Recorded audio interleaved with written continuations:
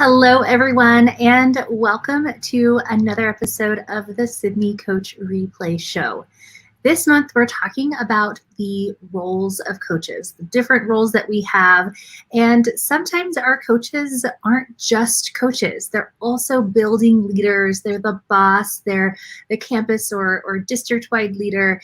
And so I'm so excited to have Dr. Justin Baeder, Director of the Principal Center, host of the Principal Center radio podcast, author of Now We're Talking, 21 Days to High Performance Instructional Leadership, and host of Ascend Live, a video show on ed leadership. So he's here with us now. Our other co-panelist wasn't able to make it. She's a principal in a school and was called for an emergency principal meeting, as we all know how that goes, especially this year. So we're wishing her well, and we'll hopefully catch up with her another time. But welcome, Justin. Thank you so much, Cory. Great to be here. And Heather sends her regards, but we certainly understand being a principal means being called into all kinds of things on short notice. So certainly understand. Yeah, running a building and full of people and children is definitely a big task, again, especially this year. So we're talking today about just the differentiated roles of being an instructional leader and being a coach. And lots of the coaches that I work with are wearing dual hats, right? Multiple hats, where they are the principal in the school or an assistant principal. They are seen as the boss. They have a role in evaluation even, but then they're also trying to formatively support and grow their teachers professionally in addition to that. So tell me, what are some of the roles? And I know you've got 3 that you plan on sharing with us. So what are the 3 roles instructional leaders can play in changing teacher practice? Yeah, well, thank you. I think, there are always multiple hats. It's a little bit different in every school. And certainly, the most common role is that of an administrator, right? I think there are maybe like 2 schools in the world that don't have a principal. You see news stories about them sometimes, but many schools do have instructional coaches, but of course many don't. So I think, I work primarily with principals, and I think that that interplay of different roles is the most real for people who do have those formal admin responsibilities. So the first role that I thought was worth highlighting, because sometimes it does interact with even the role of someone who can just focus on coaching, is that role of a boss, right? Everybody who is an administrator is a boss, a supervisor in some way. And that makes us a little bit uncomfortable to talk about in education, right? Like, we don't really like calling ourselves the boss. We don't really like thinking of ourselves as supervisors. We prefer to think of ourselves as coaches, as, instructional leaders, as transformational leaders. Like, we have all these other words we would much rather use than boss. But the reality is, sometimes what we need to do is on the supervision side. It is on the accountability side, making sure that people follow through on things.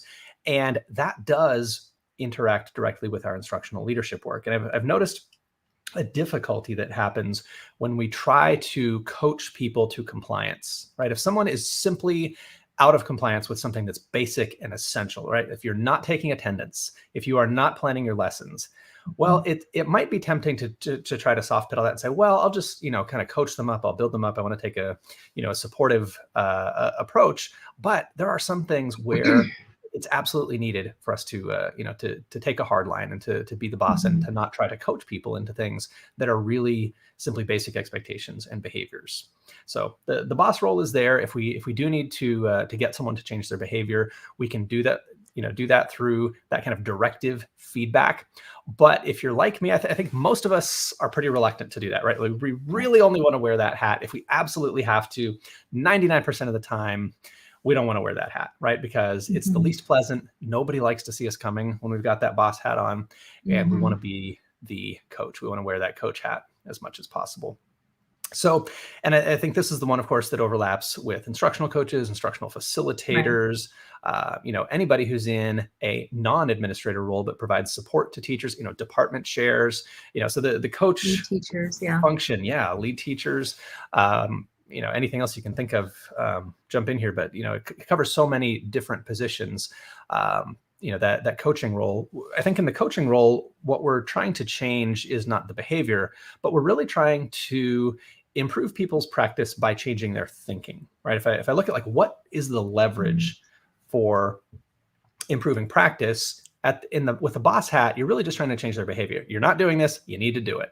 With the coach hat, people kind of know what they're supposed to do. They're doing the best they can. And it's the lever that we're trying to pull to bring about improvement, to try to nudge that boulder uphill a bit is really to improve the thinking, right? So that's where we get into things like asking good questions, right? Paying close attention, getting people to reflect on their practice.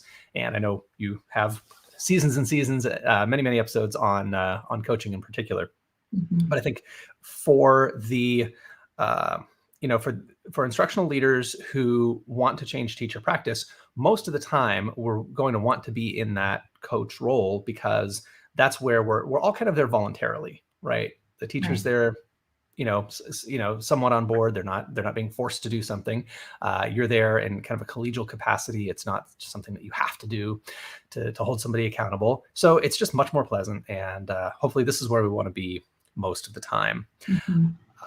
The third role is one that I realized I needed to play when the teacher wasn't necessarily the one who needed to change, right? Like sometimes I would be in a conversation with a teacher about their practice and what they were doing and kind of what the opportunities for improvement were. And sometimes I would realize, you know what, this is actually not something the teacher needs to change. It's something that I need to change as a building manager, as a person who's in charge of the schedule or the budget. I need to change the circumstances under which this person is able to work, because no matter how great a job they do, if the circumstances are what's wrong, then that kind of falls to me. That's my job as a leader. So I call that the leader role.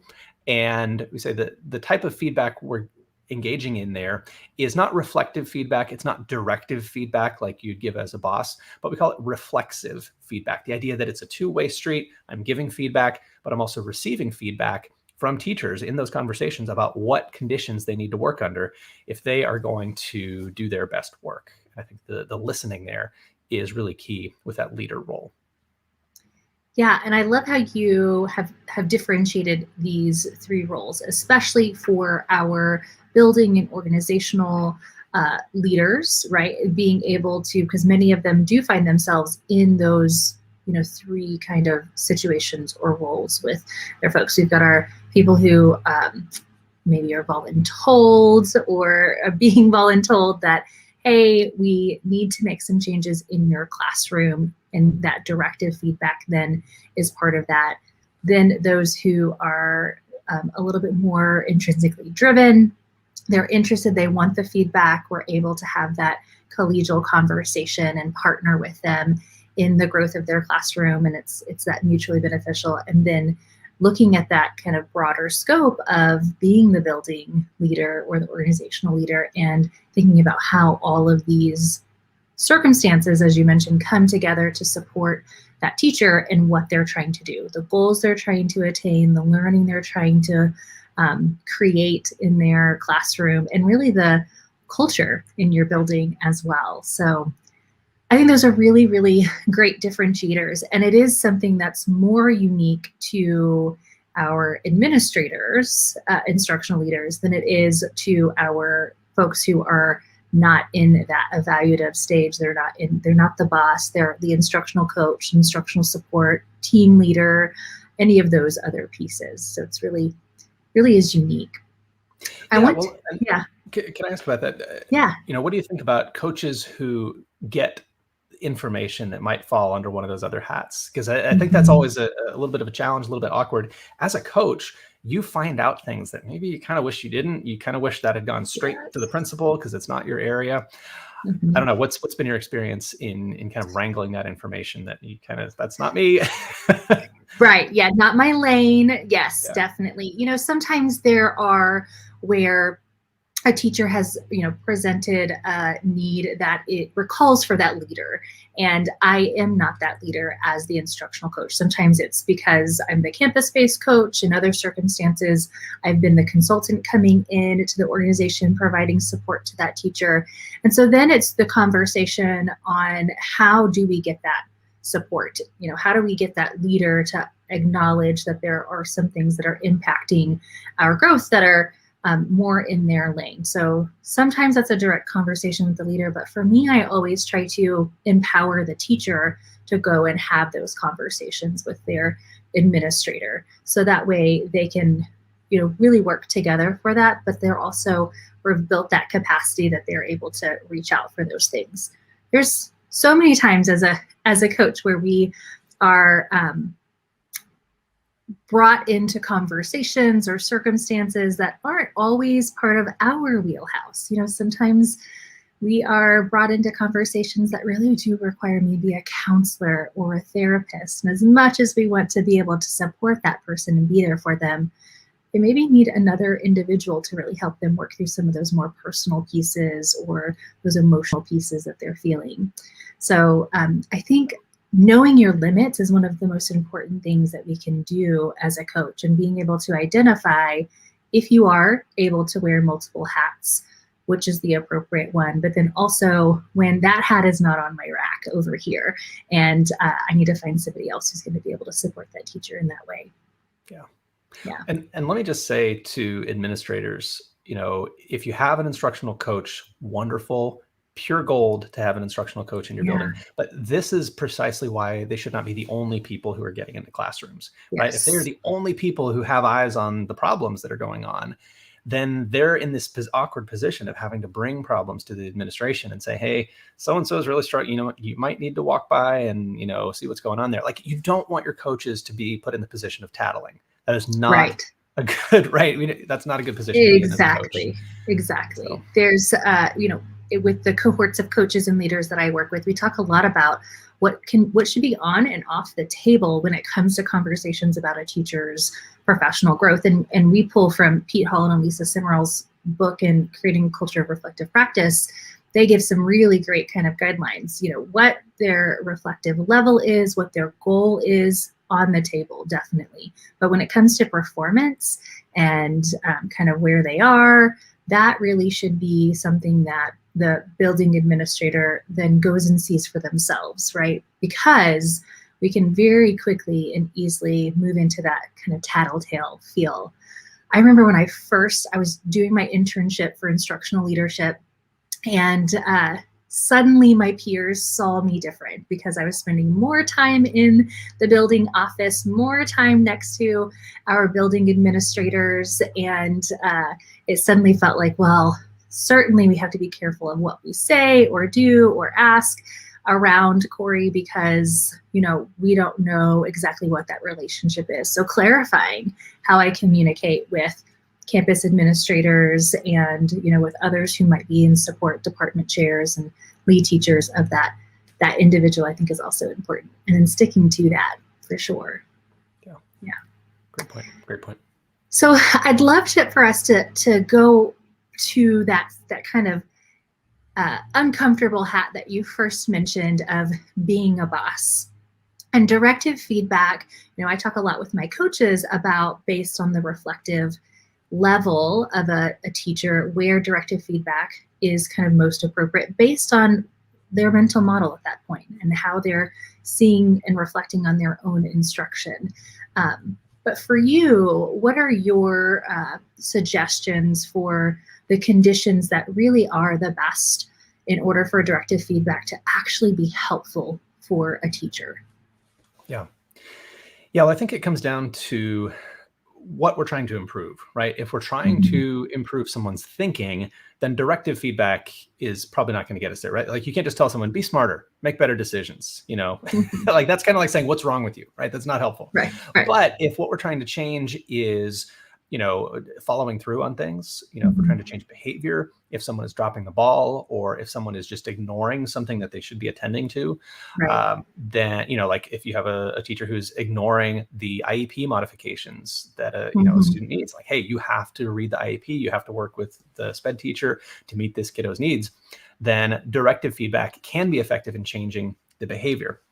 And I think one place where we've got to look at the overlap and the relationship between reflective feedback with that coach role and the directive feedback with the boss role is that sometimes we might discover that people are using reflection to dodge accountability. And I don't know if you've had anybody who kind of fell into this pattern in your work, but sometimes people will enjoy the safety and kind of the out that's provided by a reflective conversation and a coaching relationship, and part of the softness of a coaching relationship is that you have a little bit of agency to say, no, I don't want to work on that. Or yes, I want, you can shift the focus. You can move the goalposts a little bit when you're being coached. And sometimes people do that in order to avoid confronting things that they're not comfortable with, to avoid doing things that they just don't want to do. And sometimes we have to say, or work with, the other members of our team to come to a solution and say, hey, look, this is something that's got to get done. You can't just reflect your way out of it. You can't say that you've just decided that doesn't matter. You don't have that, you have to do this. And again, not fun, right? This is not something that anybody enjoys. If this is super fun to you, then share your ways and how you make that enjoyable, right? If you love this, but yeah, most of us just do not enjoy that kind of thing because it's awkward, it's uncomfortable, and it's not really what drew us to instructional leadership. But I would say if someone is really dodging, if they're using being coached as a way to avoid being accountable, then I think that may be where we need to play a different role. Yeah, that's so interesting that you say that. And I think if you are the individual who has those multiple hats, right, it's a little bit easier for you to pick that up. Whenever I was working in special education as a coordinator, a big part of my role was coaching, but it was also ensuring compliance. So your IEP example definitely hit home for me. I had many of those conversations where this is not a choice. It's not that these might be supportive. These are the things that we as a team have decided that this student needs legally and educationally in order to be able to grow and access the curriculum. So we need to begin doing this and then following up with, how do we begin taking steps towards that? Sometimes because we haven't been accountable, it seems like such a big leap to begin doing that, or even to begin, if it's an attendance issue. You have to take attendance, you have to submit it by this time. So let's talk about a plan to make that feasible for you, get you in a routine so that way it gets done. And it's not something that you're constantly trying to remember to do, but let's create some automaticity around some of these non-negotiable pieces. When you are a coach and that is your only role, it can be difficult when I, as a consultant coach, sometimes I'm hired to come work with a teacher on a very specific non-negotiable piece of instruction. But then as I'm talking and getting to know that teacher, I see a little bit of that kind of hiding through that reflection. And well, what I really want to work on is this thing over here. I don't feel like I can get to that unless I've had this. And sometimes there's a direct connection. If it's rigor that I was asked to come and work with, but we've got some classroom management issues that the teacher wants to be supported in and support, we definitely have to have classroom management ready and in line in order for rigor to really be able to happen across our classroom.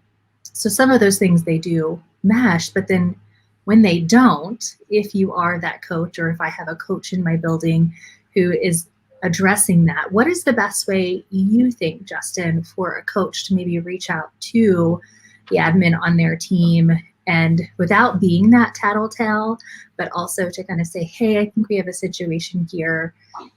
What do you think is the best way for a coach to approach that? Yeah.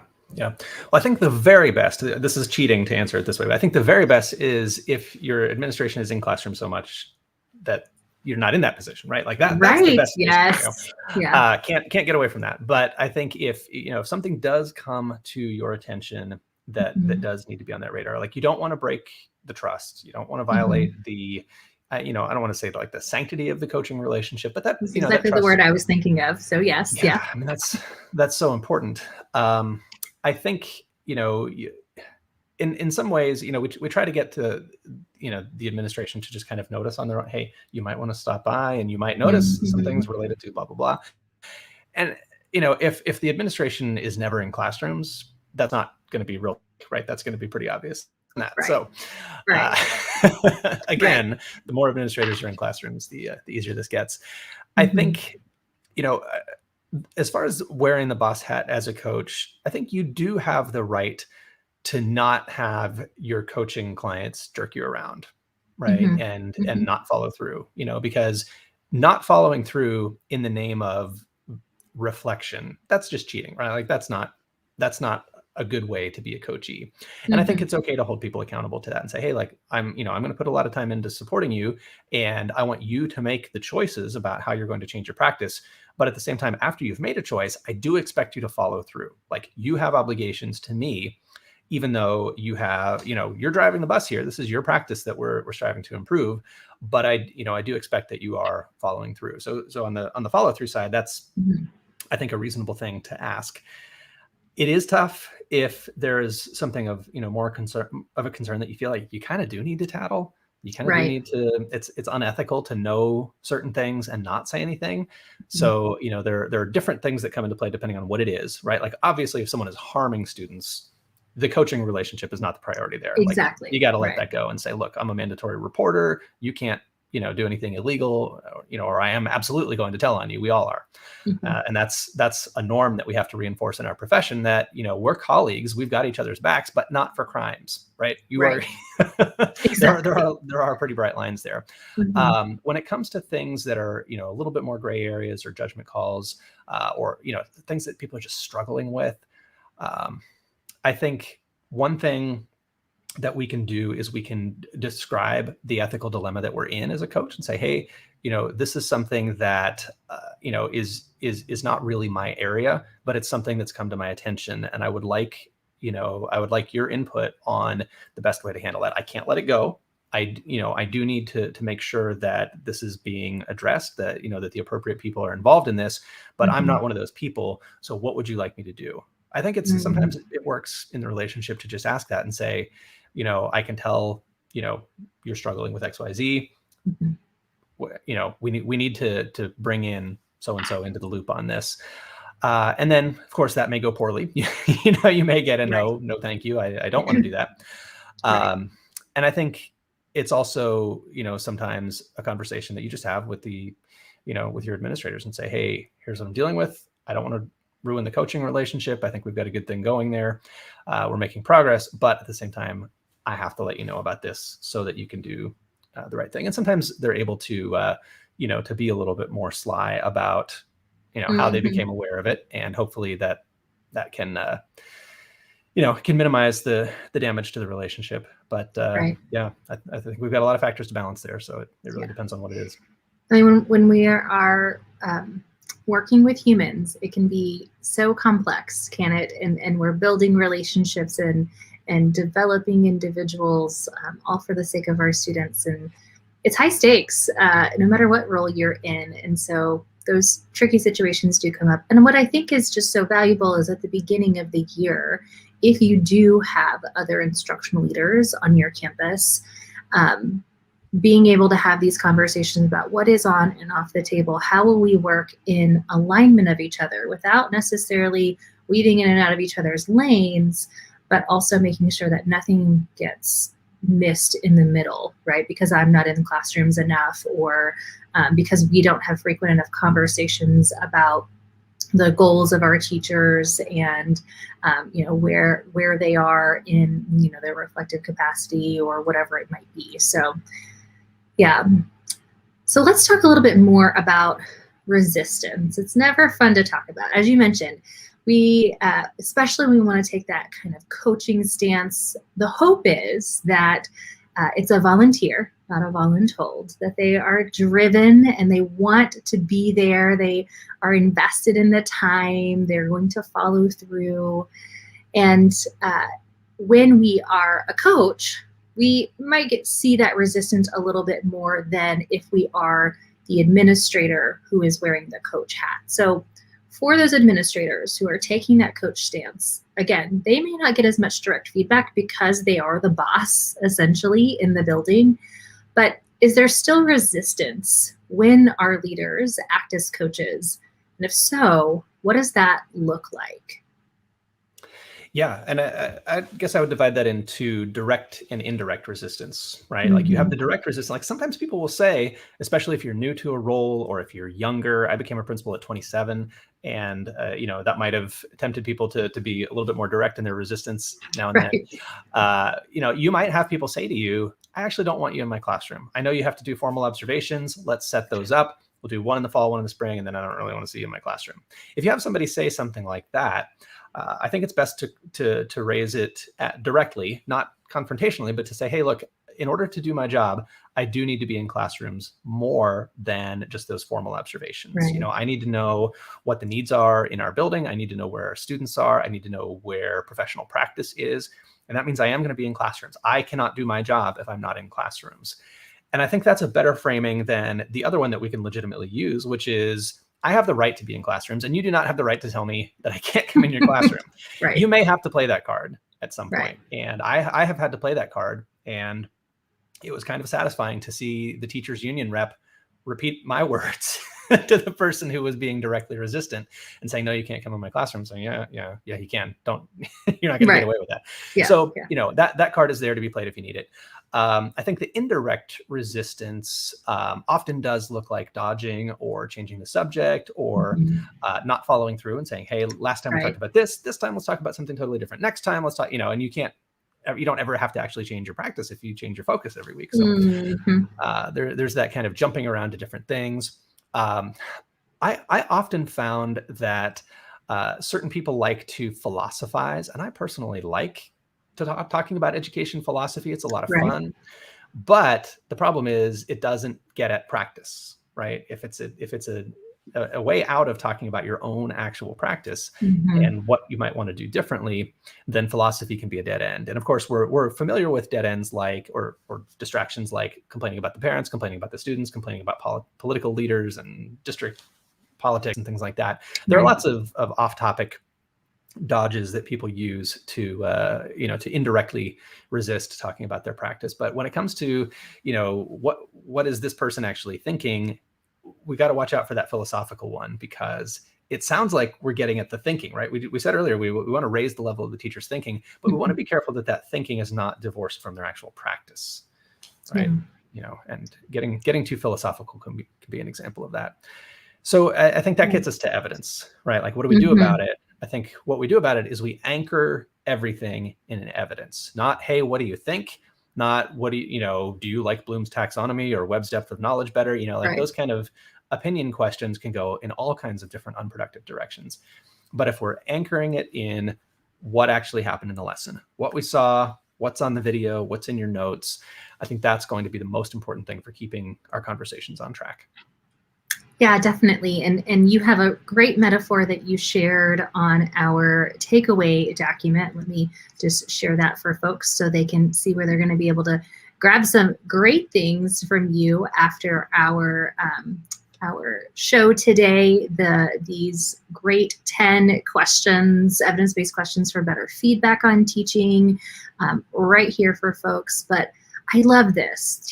The teacher practice is like an iceberg. 10% is visible, 90% is hidden beneath the surface. And I think that's so appropriate to bring into this conversation about evidence, right?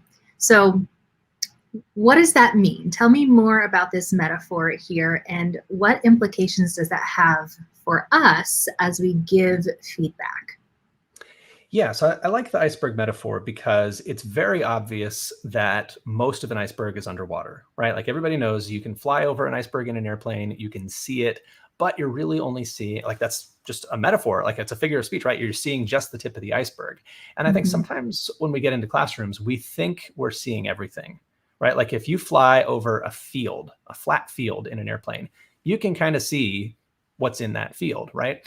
But with an iceberg, there's a lot down there, and you can land on that iceberg. I'm not an expert on iceberg exploration, but you can land on an iceberg. So you have some visible evidence that anchors your conversation, right? So you see something in the classroom, you take some notes, you record some video, you have something specific to talk about, and you use that as an entryway into talking about the rest of that iceberg. And the rest of that iceberg in our metaphor here is the decision-making, the professional judgment, the teacher thinking, the planning and preparation, Right. the background knowledge, the relationships with students, the relation, in Danielson or T-Test, those domains 1 and 4, components that, like, we know they're in our instructional framework, they're in our teacher evaluation criteria, but we can't see them directly in an observation. So the way we get at them is by asking evidence-based questions and then getting the teacher to talk and fill in, that insight about where their thinking is and what they've done that wasn't directly observable to us. Yeah. And you have so many great, these 10 evidence-based feedback questions on feedback. These are fabulous. So these are great ones for folks to kind of put in their toolbox, write down, to plan, to ask in a follow-up, to a walkthrough or an observation with a teacher that you are wanting to coach, maybe, right? And work through that coaching stance with. As we think about observations, and you mentioned, some of our rubrics or frameworks that we look at for teaching, the idea of look-fors. There's this way of thinking about them that, and any observation checklist that we might have, that implies that when we come in, just as you said, it's that the flyover, we've kind of seen everything.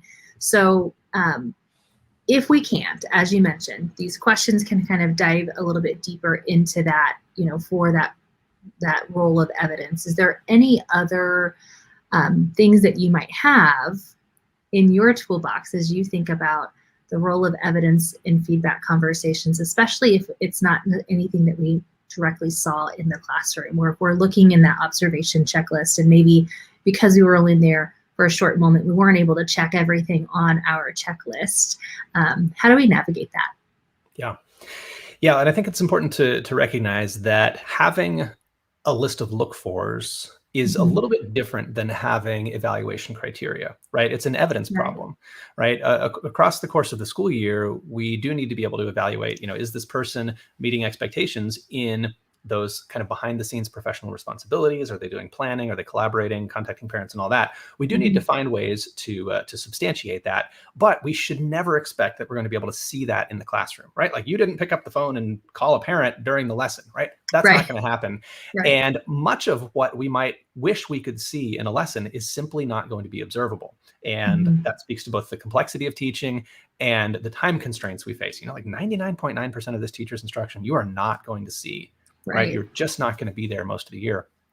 And I think we've got to recognize that anytime that's not the case, anytime we do feel like we're seeing what we're looking for, probably somebody is playing tricks on us, right? If you walk into the classroom and teachers are doing exactly what you expected, it's probably because you clearly communicated what you wanted them to show you, and then they saw you show up and they decided, oh, I better do it, and then they did it. So we've got a real sampling problem here when it comes to look-fors. Just the reality that people can't do everything all the time. They can't use every single strategy and meet every single expectation 100% of the time. Like, sometimes you've got to pass back papers, sometimes you've got to review, sometimes kids are taking a test. There are all these different reasons that people can't show us what we want to see. And the evidence-based approach means starting with what actually happened, like what we actually observed, and saying, this might not be a super rich form of evidence. If I go in the classroom and you're passing back papers and the kids are taking a test, it's not going to be super evidence rich, but that's the reality that we've got to work with. I can't squeeze water from a rock, right? I can't get something out of that really is not there. And I think what it comes down to ultimately with a lot of our observation checklists is they're just not realistic. And if we insist on using them, sometimes what we're really insisting on is people tricking us and saying, oh, yep, I'll show you what you want to see as soon as you walk in, and then I'll go back to whatever I was doing. And probably whatever they were doing is what they needed to be doing. And if not, then that's a different conversation. So I'm just not a fan of observation checklists or look-fors. I just think we've got to start with what's actually taking place. Write it down, take some video, look at it together. I think that's, and really no other profession adopts that kind of checklist approach either of, I want to see this when I walk in the room. It's, we start with what people are doing and talk about that. Yeah, that's interesting. I don't think I've ever really thought of the look-fors or observation checklist as something I was expecting to see everything in one fell swoop, right? I think it was just what was observed, and take that as a snapshot. And in our virtual coaching here at Sibme, we talk about how those videos, which are often very short and focused around a particular goal, it's just a snapshot. It's a snapshot from just that particular week, and just kind of that underlying connotation that we aren't taking this, for more than it is. It's just a grain of salt, right? And it's not the whole thing. So yeah, you've got me thinking now a little bit around those look-fors and observations checklists that we see so commonly in all of our schools, for sure. So, and that's not to say that we should never have, right, a certain feel or a certain tone, right? Mm-hmm. And sometimes those are the majority of the things on the checklist. Does it feel positive? Are students engaged? Like, it's not an unreasonable look for to want students to be engaged in some way, right? Mm-hmm. But it's just, when we get more specific, sometimes we start to expect things that are unrealistic to see in the 10-minute walkthrough. Right, as you're just kind of popping from classroom to classroom. Absolutely.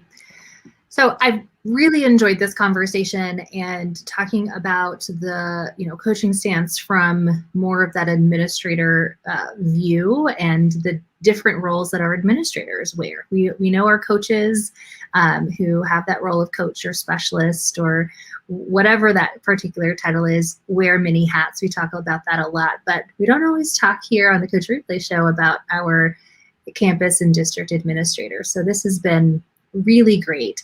I want to wrap us up with just a comment that Kim had posted earlier in the show, just how tricky it is when coaches are administrators, and shifting between can be tricky to navigate.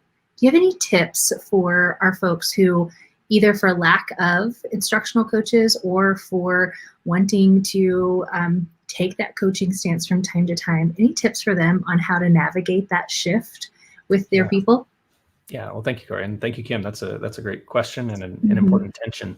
I like what Dr. Tanya Cory says, and I know she's been a guest of yours in the past. And she says in my schools, everybody has a coach, but your coach is not your evaluator. So I think if you have multiple administrators, that's a great way to do it, and just formally separate those roles. So you might have 0 instructional coaches and 2 administrators, and say, okay, the teachers you evaluate and the teachers you coach are going to be 2 separate groups of people. So I think that's one way to do it. I think the other way to do it is to simply keep the stakes as low as possible, as much of the time as possible, right? So if you're doing a walkthrough or a coaching cycle, you don't want to go all the way and say this is non-evaluative, because frankly, things that happen are fair game as evidence in the evaluation typically. You don't want to promise that it's non-evaluative, but you want to increase the sense of safety and lower the stakes as much as possible. One way to do that is to just do it more often, right? If it's not our one shot for the year, then the stakes get lower. If it's our one shot, very high stakes, then people are going to be stressed. It's going to be more tense. And then when it comes to that, that conversation itself, if you can remain in the coach role, wear that coach hat and not have to put the boss hat on, you're going to be in great shape, right? If you have to also put the leader hat on and say, oh yeah, you need books, I'll order you some books. Well, that's not going to threaten the coaching relationship. You can wear the leader hat alongside the coach hat or the boss hat. It's just the boss hat and the coach hat don't go together. Right. There's some friction there. Yeah. And I think sometimes we've just got to make a choice and say, you know what, I'm going to torpedo the coaching value of this conversation because my boss role is more important here. I really need to deal with this issue. So don't be afraid to do that if you have to. Just know it is a choice. Sometimes you do have to choose between them. You cannot, both hold people's feet to the fire and create a sense of safety in the same moment. Like sometimes you just got to do that and pick between them. Right. Absolutely. Yeah. Psychological safety even talks a lot about how, it's not about psychological safety does not flourish in a place where everybody is comfortable where they are. It does not flourish in a place where there is low accountability. It actually is best in places where there's high accountability and where people feel, fulfilled and driven and okay to take risks and kind of go outside of that box. They're in that learning zone as well. So it made me think of that when you said that. Well, Justin, thank you so much for joining us today. It's always a pleasure getting to talk with you and folks, if you have not already downloaded or signed up in the email to receive the notes and takeaways in your inbox directly today, be sure to access them in our Learning Center. Download it. You'll also find ways to be able to follow Justin, so that way you can find out more about the Principal Center, access more great resources like these 10 questions, evidence-based questions for feedback.